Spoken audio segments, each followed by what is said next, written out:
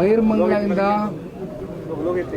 Freedom park ಬೆಂಗಳೂರವರೆಗೂ ಕೂಡ ಬಿಡದಿ ಚಲೋ ಪಾದಯಾತ್ರೆಯನ್ನು ಈ ಹಿಂದೆ 30, 31, 1 ಅಂತ ದಿನಾಂಕ ಘೋಷಣೆ ಮಾಡಿದ್ವು. ಅಂದರೆ ತಮಗೆ ಗೊತ್ತಿದೆ, ಕಾರಣಾಂತರಗಳಿಂದ ಇದನ್ನು ಮುಂದೂಡಿಕೆ ಮಾಡಬೇಕಾಗಿ ಬಂತು.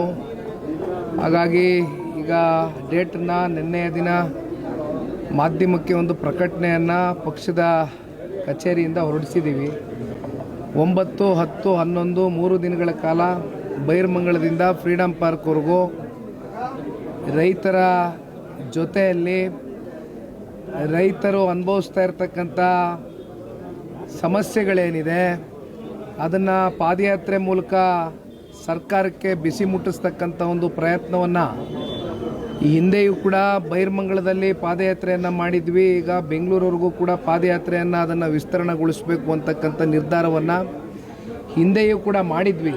ಏಕೆಂದರೆ ಇದು ಯಾವುದೇ ಒಂದು ರಾಜಕೀಯ ಲಾಭ ನಷ್ಟದ ಲೆಕ್ಕಾಚಾರಕ್ಕಿಂತ ಹೆಚ್ಚಾಗಿ ಪಕ್ಷ ಎಂದಿಗೂ ಕೂಡ ರೈತರ ಧ್ವನಿಯಾಗಿ ಕೆಲಸ ಮಾಡ್ತಾ ಬಂದಿದೆ.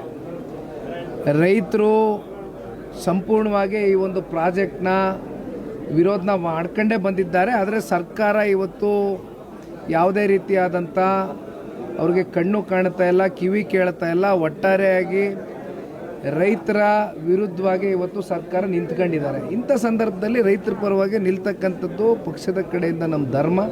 ಹಾಗಾಗಿ ನಮ್ಮ ಜವಾಬ್ದಾರಿಯನ್ನು ನಾವು ಮೆರಿತಾ ಇದ್ದೇವೆ. ಹೇಗಿರುತ್ತೆ ಸರ್ ಹೋರಾಟ? ಎಷ್ಟು ದಿನ ಅಂದರೆ ಯಾರೆಲ್ಲ ಪಾಲ್ಗೊಳ್ತಾರೆ? ಯಾವ ಥರ ಇರುತ್ತೆ ಸರ್? ದಿನಕ್ಕೆ ಎಷ್ಟು ಕಿಲೋಮೀಟರ್ ಇರುತ್ತೆ? 3 ದಿನಗಳ ಕಾಲ ಪಾದಯಾತ್ರೆ ಮಾಡ್ತಾ ಇದ್ದೀವಿ. ಹೆಚ್ಚು ಕಮ್ಮಿ ಫ್ರೀಡಮ್ ಪಾರ್ಕ್ವರೆಗೂ ಅಂದರೆ 38 ಕಿಲೋಮೀಟ್ರ್ವರೆಗೂ ಪಾದಯಾತ್ರೆ.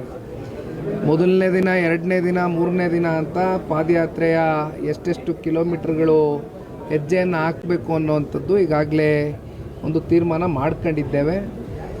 ಸಂಪೂರ್ಣ ಜನತಾದಳ ಪಕ್ಷದ ಕಾರ್ಯಕರ್ತ ಬಂಧುಗಳು, ಶಾಸಕರು, ಮಾಜಿ ಶಾಸಕರು, ಮಾಜಿ ಮಂತ್ರಿಗಳು, ವಿಶೇಷವಾಗಿ ನಮ್ಮ 4 ತಾಲೂಕುಗಳು ಇವತ್ತು ನಮ್ಮ ಜಿಲ್ಲೆಯಲ್ಲಿ ಇನ್ಕ್ಲೂಡಿಂಗ್ ಆರೋಹಳ್ಳಿನೂ ಸೇರಿದ್ರೆ ಇವತ್ತು 5 ತಾಲೂಕುಗಳಾಗ್ತವೆ.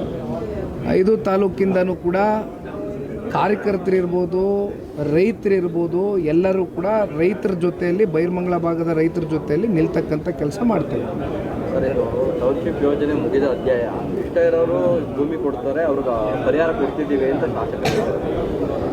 ಈಗ ಅವರು ಏನು ಬೇಕಾದ್ರೂ ಮಾತಾಡ್ಕೊಳ್ಳಿ.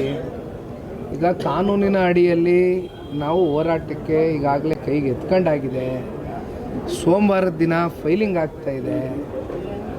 ಕಾನೂನಿನ ಅಡಿಯಲ್ಲಿ ರೈತರ ಪರವಾಗಿ ನ್ಯಾಯಾಧೀಶರು ಯಾವ ಒಂದು ತೀರ್ಪನ್ನು ಕೊಡ್ತಾರೆ, ಯಾವ ಒಂದು ತೀರ್ಮಾನವನ್ನು ತೆಗೆದುಕೊಳ್ತಾರೆ, ನಾವೆಲ್ಲರೂ ಕಾದು ನೋಡೋಣ.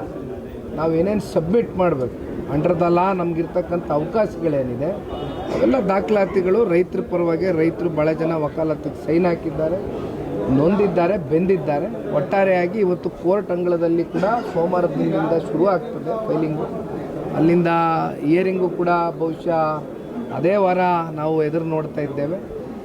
ಕೋರ್ಟು ಕೂಡ ರೈತರ ಪರವಾಗಿ ನಿಲ್ತಾರೆ ಅಂತಕ್ಕಂಥ ಒಂದು ಭರವಸೆ ಭಾಳ ಸ್ಪಷ್ಟವಾಗಿ ನನ್ನ ಒಂದು ಮನಸ್ಸಲ್ಲಿದೆ. ರಾಜ್ಯ ಮಟ್ಟದಲ್ಲಿ ಎಲ್ಲ ಬರ್ತಾರೆ. ದೇವೇಗೌಡರು ಸಾಹೇಬರು ಬರ್ತಾರೆ, ಕುಮಾರಣ್ಣವರು ಬರ್ತಾರೆ. ಒಟ್ಟಾರೆಯಾಗಿ ರೈತರ ಜೊತೆ ಇಡೀ ಪಾರ್ಟಿ ನಿಂತ್ಕೊಳ್ಳುತ್ತೆ.